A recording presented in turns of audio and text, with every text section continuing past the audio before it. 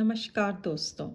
आज सुनिए तिल चौथ की व्रत कथा और संकुष्टि चौथ व्रत कथा। एक शहर में देवरानी जेठानी रहती थी। जेठानी अमीर थी और देवरानी गरीब थी।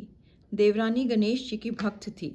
देवरानी का पति जंगल से लकड़ी काटकर बेचता था और अक्सर बीमार रहता था। देवरानी जेठानी के घर का सारा काम करती और बदले में जेठानी बचा हुआ खाना, पुराने कपड़े आदि उसको दे देती थी। इसी से देवरानी का परिवार चल रहा था। माघ महीने में देवरानी ने तिल चौथ का व्रत किया। 5 आने का तिल व गुड़ लाकर तिलकुटा बनाया। पूजा करके तिल चौथ की कथा सुनी और तिलकुटा छीके में रख दिया और सोचा कि चांद उगने के पर पहले तिलकुटा और उसके बाद ही कुछ खाएगी। कथा सुनकर वह जेठानी के यहाँ चली गई। खाना बनाकर जेठानी के बच्चों से खाना खाने को कहा तो बच्चे बोले, माँ ने व्रत किया है और माँ भूखी है। जब माँ खाना खाएगी हम भी तभी खाएंगे। जेठ जी को खाना खाने को कहा तो जेठ जी बोले, मैं अकेला नहीं खाऊंगा। जब चांद निकलेगा तब सब खाएंगे, तभी मैं भी खाऊंगा। जेठानी ने उसे कहा कि आज तो किसी ने भी अभी तक खाना नहीं खाया, तुम्हें कैसे दे दूं? तुम सुबह सवेरे ही बचा हुआ खाना ले जाना। देवरानी के घर पर पति बच्चे सब आस लगाए बैठे थे कि आज तो त्योहार है, इसलिए कुछ पकवान आदि खाने को मिलेगा। परंतु जब बच्चों को पता चला कि आज तो रोटी भी नहीं मिलेगी तो बच्चे रोने लगे। उसके पति को भी बहुत गुस्सा आया। कहने लगा, सारा दिन काम करके भी 2 रोटी नहीं ला सकती तो काम क्यों करती हो? पति ने गुस्से में आकर पत्नी को कपड़े धोने के धोवने से मारा। धोवना हाथ से छूट गया तो पाटे से मारा। वह बेचारी गणेश जी को याद करते हुए रोते रोते पानी पीकर सो गई। उस दिन गणेश जी देवरानी के सपने में आए और कहने लगे, धोवनी मारे पाटे मारी, सो रही है या जाग रही है? मैं बोली, कुछ सो रही हूँ, कुछ जाग रही हूँ। गणेश जी बोले, भूख लगी है, कुछ खाने को दो। देवरानी बोली, क्या दूं? मेरे घर में तो अन्न का एक दाना भी नहीं है। जेठानी बचा खुचा खाना देती थी, आज वह भी नहीं मिला। पूजा का बचा हुआ तिल कुटा छीके में पड़ा हुआ है, वही खा लो। तिलकुटा खाने के बाद गणेश जी बोले, धोवने मारी पाटे मारी, निपटाई निपटाई कहाँ लगी है, कहाँ निपटे? वह बोली, यह पड़ा घर, जहाँ इच्छा हो वहाँ निमट लो। फिर गणेश जी बच्चे की तरह बोले, अब कहाँ पहुँचूं? नींद में मगन अब देवरानी को बहुत गुस्सा आया कि कब से तंग किए जा रहे हैं। सो बोली, मेरे सर पर पहुँचो। और कहाँ पहुँचोगे? सुबह जब देवरानी उठी तो यह देखकर हैरान रह गई कि पूरा घर हीरे मोती से जगमगा रहा है। सिर पर जहाँ विनायक जी पोंछनी कर गए थे वहाँ हीरे के टीके व बिंदी जगमगा रहे थे। उस दिन देवरानी जेठानी के यहाँ काम करने नहीं गई।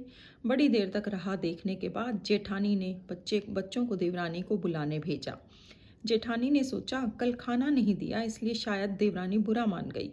बच्चे बुलाने गए और बोले, चाची चलो, माँ ने बुलाया है, सारा काम पड़ा है। देवरानी ने जवाब दिया, अब उसकी ज़रूरत नहीं है, घर में सब भरपूर है गणेश जी के आशीष से।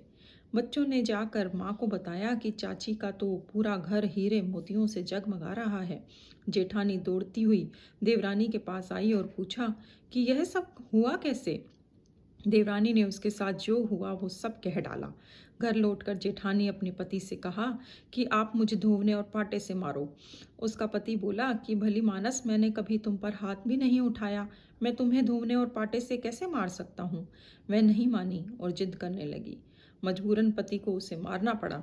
उसने ढेर सारा घी डालकर चूरमा बनाया और छीके में रखकर सो गई। रात को चौथ विनायक जी सपने में आए और कहने लगे, भूख लगी है, क्या खाऊं? जेठानी ने कहा, गणेश जी महाराज, मेरी देवरानी ने के यहाँ तो आपको सूखा तिलकुटा खाया था, मैंने तो झरते घी का चूरमा बनाकर आपके लिए छीके में रखा है। फल और मेवे भी रखे हैं, जो चाहे खा लीजिए। बाल स्वरूप गणेश जी बोले, अब निपटे कहाँ? जेठानी बोली, उसके यहाँ तो टूटी फूटी झोपड़ी थी, मेरे यहाँ तो कंचन के महल हैं, जहाँ चाहो निपटो।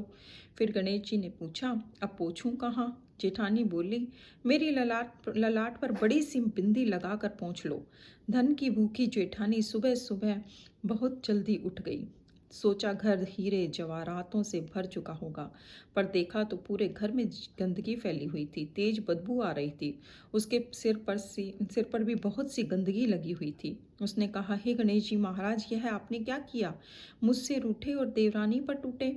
जेठानी ने घर और घर की सफाई करने की बहुत ही कोशिश की, परंतु गंदगी और ज़्यादा फैलती गई। जेठानी के पति को मालूम चला तो वह बहुत गुस्सा हुआ और बोला, तेरे पास इतना सब कुछ था, फिर भी तेरा मन नहीं भरा। परेशान होकर चौथ के गणेश जी से मदद की विनती करने लगी। गणेश जी ने कहा, देवरानी से जलन के कारण तूने जो किया था वह उसी का फल है। अब तू अपने धन में से आधा उसे दे देगी, तभी यह सब साफ होगा। उसने आधा धन बांट दिया, किंतु मोहरों की एक हांडी चूल्हे के नीचे गाड़ रखी थी।